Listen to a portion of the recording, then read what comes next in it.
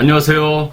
지금까지 농지 이 정도는 알고 보유하자라는 내용으로 농지 소유 자격, 농지 취득 요령, 농지 이용 실태 조사 및 농지의 임대차 등에 대해서 이해에 걸쳐 설명드렸고요. 오늘은 마지막 시간으로 농지법 위반 시 처벌 조항에 대하여 설명드리겠습니다. 끝에는 세 편의 내용의 총정리의 개념으로 개정 농지법에 대한 대응 전략도 말씀드리도록 하겠습니다. 그럼 끝까지 시청 부탁드리겠습니다. 처벌 강화 내용입니다. 농지법 제10조에 농업 경영에 이용하지 아니하는 농지 등의 처분에서 소유자는 다음 각 호의 어느 하나에 해당하게 되면 그 사유가 발생한 날부터 1년 이내에 해당 농지를 그 사유가 발생한 날 당시 세대를 같이 하는 세대원이 아닌 자에게 처분하여야 한다라고 되어 있습니다. 이 내용을 살펴보게 되면 이 1년이라는 것은 처분 의무 기간이 됩니다. 그래서 각 호에 해당되면 1년 이내 처분을 하는 그 처분 의무 기간을 두는 겁니다. 그럼 각 호가 무엇인지 봐야겠죠. 첫 번째는 소유 농지를 정당한 사유 없이 자기 농업 경영에 이용하지 않거나 이용하지 아니하게 되었다고 인정된 경우, 그 다음에 농지를 취득한 자가 대통령령으로 정하는 정당한 사유 없이 주말 체험 영농에 이용하지 아니하게 되었다고 인정되는 경우, 그 다음에 상속으로 농지를 취득하여 소유한 자가 임대를 하거나 또는 농어촌 공사에 위탁하여 임대한 등 대통령령으로 정하는 정당한 사유 없이 자기의 농업 경영에 이용하지 아니하게 되었다고 인정되는 경우입니다. 인농 당시 소유했던 농지를 그 법에 따라 임대하거나 한국농어촌공사에 위탁하여 임대하는 등 대통령령으로 정하는 정당한 사유 없이 자기 농업 경영에 이용하지 아니하거나 이용하지 아니하게 되었다고 인정되는 경우, 그 다음에 농지를 취득한 자가 취득한 날부터 2년 이내 그 목적 사업에 착수하지 아니한 경우, 소유 상한을 초과하여 농지법 7조죠. 농지법 7조에 따른 소유 상한을 초과하여 농지를 소유한 것이 판명된 경우, 그다음에 대통령령으로 정하는 정당한 사유 없이 농업 경영 계획서 내용을 이행하지 아니하였다고 인정되는 경우입니다. 이 7호는 농업 경영 계획서를 거짓으로 부정한 방법으로 취득한 하고 내용이 좀 다릅니다. 그러니까 부정한 방법이고 거짓으로 취득한 게 아니라 농업 경영 계획서는 제대로 했는데 그 내용에 들어왔던 영농 계획에 따라 이행하지 아니했다고 판단되는 경우에는 그 처분 의무 기간이 부여된다고 이렇게 해석하면 됩니다. 앞으로 돌아가서 이 농지 처분 의무 기간 부여는 이 농지법에서 작용하지 않는 사람 또는 작용할 사람이 아니면 농지를 소유하지 못한다는 소유 제한에서 그거를 어겼거나 그 예외 조항을 어긴 거에 대한 처분 의무 기간이 부여되는 겁니다. 다시 말씀드립니다. 농지 소유 제한의 예외 조항에서 예외 조항에 따라 취득했는데 그걸 이행하지 아니했거나 작용하고 또는 작용하겠다고 취득했는데 작용하지 않거나 작용에 이용하지 않게 되었다고 인정되는 경우는 모두 농지 처분 대상이 된다. 이렇게 이해하시면 되겠습니다. 제11조는 처분 명령과 매수 청구입니다. 시장, 군수, 구청장은 다음 각 호 어느 하나에 해당되는 농지 소유자에게는 6개월 이내에 그 농지를 처분할 것을 명할 수 있답니다. 다시 한번 말씀드릴게요. 6개월 이내에 그 농지를 처분할 것을 명할 수 있다. 명할 수 있다는 것은 강행 규정은 아니죠. 명할 수 있다는 그 재량행위고요. 만약에 처분할 걸 명할 수 있다고 해서 명했다고 한다면 이때는 처분할 수밖에 없습니다. 지금 뭐냐면 처분 의무 기간까지는 내가 어떤 행위를 통해서 그거를 소멸할 수 있는 제도 뒤에서 말씀드리겠지만 그게 있는데 이 처분 명령이 떨어지게 되면 방법이 없습니다. 무조건 처분해야 됩니다. 이거는. 그러면 어떤 경우에 이 처분 명령을 할 수 있느냐 그 내용을 봐야겠죠. 1호와 2호가 있는데요. 거짓이나 그 밖의 부정한 방법으로 농지 취득 자격 증명을 발급받아 농지를 소유한 것으로 인정한 경우입니다. 앞서 1편과 2편에서 질의응답 시간에 이제 그 거짓이나 그 밖의 부정한 방법은 위험하다는 말씀을 드렸는데요. 이게 이 내용입니다. 두 번째는 10조에 따라 앞에 말씀드렸던 제10조에 따라 처분 의무 기간에 처분 대상 농지를 처분하지 아니한 경우입니다. 즉 처분 의무 기간 1년 동안 세대원이 아닌 자에게 그 농지를 처분해야 되는데 그 처분 의무 기간이 지났음에도 불구하고 아직 처분되지 않았다면 어떻게 된다? 이 농지 처분 명령을 이렇게 할 수 있다는 얘기입니다. 농지 처분 명령을. 그래서 이 두 가지 부분 잘 보셔야 됩니다. 처분 명령의 유예입니다. 유예. 그 내용이 뭐냐면 10조 1항에 따른 처분 의무 기간, 처분 대상 농지를 처분하지 아니한 농지 소유자가 처분 의무 기간 동안에 농지 처분을 하지 않은 농지 소유자가 다음 각 호의 어느 하나에 해당되면 처분 의무 기한이 지난 날부터 3년간 유예할 수 있다랍니다. 즉 농지법 6조를 위반할 경우에 1년 이내에 처분 의무 기간이 부여되면서 처분을 해야 되고요. 이 처분 의무 기간 동안 불이행이 됐다고 하면 농지 처분 명령을 할 수가 있는 거고요. 만약 처분 의무 기간 동안에 작용을 하거나 매도 위탁을 농어촌공사에게 매도 위탁을 할 경우에는 제12조의 처분 명령을 유예할 수 있다라고 이렇게 해석하시면 되겠습니다. 이행강제금도 기존의 그 규정보다는 더 강화가 됐어요. 그래서 기존에는 뭐냐면 개별 공시지가의 100분의 20에 해당하는 이행강제금을 부과했는데 이번에 개정법률이 되면서 감정가격과 개별 공시가격 중에 높은 가액의 25%로 상향이 됐습니다. 상당히 높은 금액이에요. 개별 공시지가는 보통 개발지역에 있는 농지 같은 경우는 시가 대비 공시지가의 수준이 한 30%, 뭐 어떨 때는 20%까지 떨어지거든요. 근데 감정가격은 실거래가에 거의 육박을 합니다. 어떤 경우는 높은 경우도 있고 어떤 경우는 한 80% 수준 되는 경우가 있는데 그렇다면 거의 대부분이 이 감정가격이 될 가능성이 높아요. 이 감정가격이 그것도 20%도 아니고 25%다 그러면 상당히 큰 금액입니다. 따라서 이행강제금까지 오면 안 되죠. 그 이행강제금은 처분명령, 6개월의 처분명령을 이행하지 않았을 때 이제 이행강제금이 부과되는 거거든요. 처분할 때까지. 따라서 결론적으로는 처분 의무 기간이 부여되고 그 처분 의무 기간 동안 유예를 할 수가 있는 경우가 있고 처분 명령을 내릴 수가 있습니다. 근데 처분 명령이 내리면 방법이 없고요. 처분 명령이 내렸음에도 불구하고 처분을 하지 않았다. 그럼 이행강제금이 처분할 때까지 계속 부과된다. 이런 시스템이라고 보시면 될 것 같습니다. 농지법 시행령 별표에는 그 과태료 규정이 신설이 됐는데요.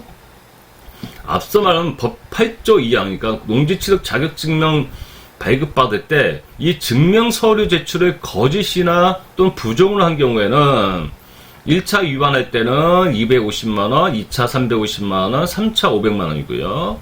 법 49조 2항에 따른 신청을 거짓으로 한 거, 농지대장이죠. 농지대장 변경 신청을 했을 때 그럴 때는 250만원, 350만원, 500만원 같습니다.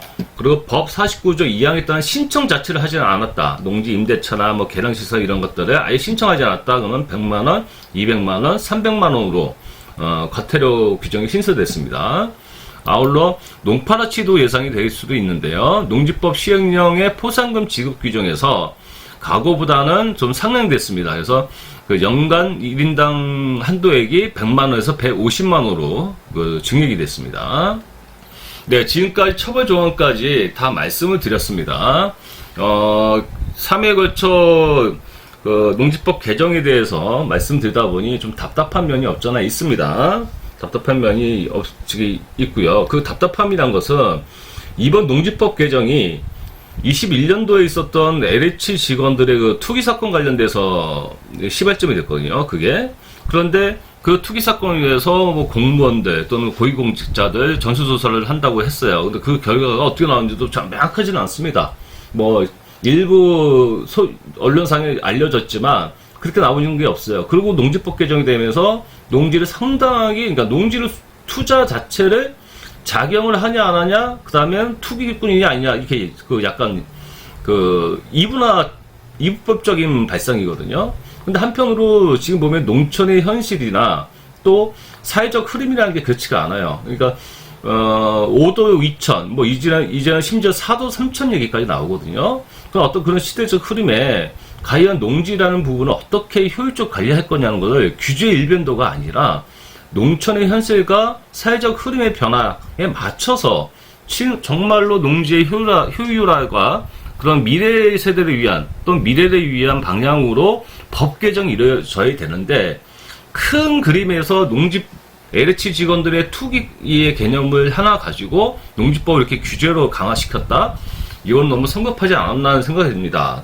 따라서 농촌의 현실도 반영하고 사회적 흐름 이런 것들을 종합적으로 고려해서 지금 정말로 농촌도 살고 도시민 중에 농촌으로 귀농이나 귀촌을 하고자 하신 분들의 어떤 준비 부분도 충분히 제공될 수 있도록 그렇게 좀 법 개정이 되었으면 하는 바람을 가지고 있습니다. 어떻든 현재 개정농지법에서의 대응 전략을 말씀드리도록 하겠습니다. 첫 번째는 소유자, 그러니까 농지를 기존에 보유하고 계신 분들이나 앞으로 농지를 매수하고자 하시는 분 모두 자신의 처한 상황에 대한 인식이 중요합니다. 내가 지금 소유하고 있는 상황이 어떤 상황인지, 또는 앞으로 내가 매수하고자 하는 이유와 목적이 뭔지, 이런 것들을 정확하게 상황 인식에 대해서 거기에 발맞춰 스텝 바이 스텝으로 나가시는 것이 중요할 거라 판단되어집니다. 두 번째는 작용 부분인데, 농지법의 원칙은 작용의 원칙입니다. 뭐 예외 조항이 있지만 그 예외 조항이란 게 모든 사람에게 통용되지는 않습니다. 그래서 뭐 작용을 해야지만 농지를 취득하는데, 농지를 취득은 내가 향후를 생각해서 미리 취득할 수도 있잖아요. 그래서 미리 취득하시는 분들과 아니면 전업농을 꿈꾸시는 분들이나 해서 이 작용을 할 경우에 내가 농업인으로서의 개념이냐, 아니 도시농부로서의 개념이냐, 이거 좀 명확하게 좀 산정을 해야 될 것 같고, 두 번째는 100% 내 노동력 또는 우리 세대원의 노동력을 가지고 작용을 할 것이냐, 아니면 법에서 정한 위탁 경영을 적절하게 믹스해서 영농을 할 것이냐, 이런 부분들을 종합적으로 고려해서 농지를 취득하시는 것이 바람직할 거라 판단이 되어집니다. 세 번째는 임대차 및 사용대차의 이해 및 적용입니다. 최근 들어서 가장 많은 질문을 하시는 분들이 임대차 및 사용대차에 대한 얘기를 많이들 하시는데요. 지금까지 관례적으로 농지 임대차는 해왔습니다. 뭐 사용대차도 해왔고요. 근데 앞서 말씀드린 것처럼, 2편에서 말씀드린 것처럼 법에서도 정했고 실제로 강하게 드라이브를 걸지 않아서 문제가 안 된 것 뿐이지, 농지 임대차, 사용대차는 법에서 정한 기준 이외에는 다 불법이 됩니다. 따라서 과거의 관례대로 하면 물론 운 좋게 넘어갈 수도 있겠지만, 지금처럼 전국 지자체가 농지 이용 실태조사, 농지대장에 대한 작성 의무 및 신고제를 시행됨에 따라서 과거 같은 임대차나 사용대차를 해서는 절대로 안 될 것입니다. 그래서 임대차와 사용대차의 법적으로 합법적 수준에서 내가 할 수 있는 게 무엇인지를 그 법을 이해하셔야지 적용하실 수 있을 거라 판단되어집니다. 농지의 형질 변경이라는 말씀을 드렸는데요. 농지 소유 예외 조항에 농지 전용 허가나 전용 신고 또는 농지 전용 허가를 마친 자가 소유하는 경우는 작용 의무가 없습니다. 따라서 농지 형질 변경이 할 수 있는 분들은 그게 대안이 될 수도 있을 것 같아요. 그렇지만 이 농지 형질 변경이 단순하게 내가 농지법을 피하기 위해서 형질 변경을 한다고 하면 비용은 비용대로 들어가고 그 또 외부적인 또 세금이나 이런 부분들의 문제가 될 수가 있습니다. 그래서 이 그러니까 형체 변경 표현을 썼는데요. 농지 전용이나 신고할 경우에도 내 목적과 그다음에 내 토지, 내 농지에 어차피 가지고 있는 농지니까 그 가치를 얼마큼 증대할 수 있는 방안이 무엇인지에 대해서 전문가와 충분한 상담을 통해서 진행하셔야 될 거로 보여집니다. 다음은 매도 전략 세우기입니다. 이번에 농지 이용 실태 조사에서 어떤 분들은 아마도 청문 대상자로 통보가 될 수도 있고요. 어떤 분들은 불법 전용 농지라고 통보가 될 수도 있을 것 같습니다. 그리고 이번에는 그 실태 조사에서 비껴 나갔지만 앞으로도 계속해서 부담으로 작용하시는 분들이 분명히 있을 수 있을 겁니다. 이런 분들은 그렇다면 내 농지를 어떤 시기에 매도를 할 것이고 어떻게 매도할 것이라는 거의 전략이 좀 세울 필요가 있을 거로 보여집니다. 지금처럼 금리 인상기에 부동산 거래 절벽이 심화되긴 시기일수록 이런 전략은 매우 중요한데요.